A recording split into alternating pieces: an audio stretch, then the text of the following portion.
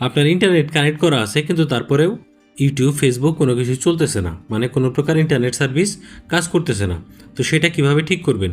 সেটা ঠিক করার জন্য প্রথমে আমরা আমাদের মোবাইলের সেটিংস অপশনে যাব। সেটিংস অপশনে যাওয়ার পরে প্রথম যে অপশনটা দেখতে পাচ্ছেন সেটা হচ্ছে ওয়াইফাই।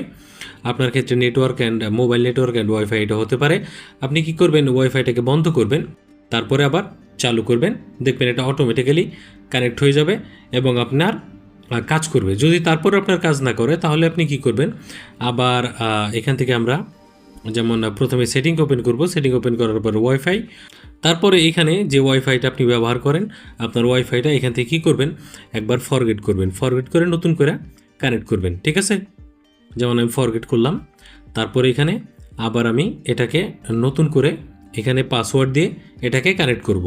আচ্ছা, তারপরেও যদি আপনার সমস্যার সমাধান না হয় আপনি কি করবেন? আবার সেটিং অপশন অন করবেন। সেটিং অপশন অন করে আপনি এখানে সার্চ বক্সে লিখবেন হচ্ছে রিসেট। ঠিক আছে? রিসেট লিখবেন।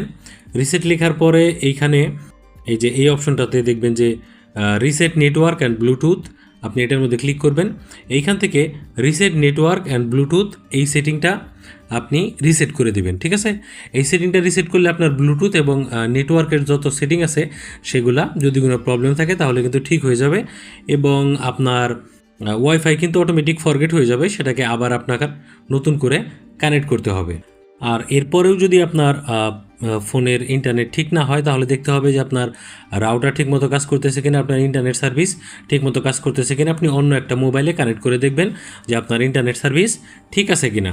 সব কিছু যদি ঠিক থাকে আপনি শেষ একবার মোবাইলটা রিস্টার্ট করে দেখবেন যে আপনার ইন্টারনেট কানেকশন আশা করছি ঠিকমতো কাজ করবে। কেমন লাগলো ভিডিও জানাবেন কমেন্ট সেকশনে।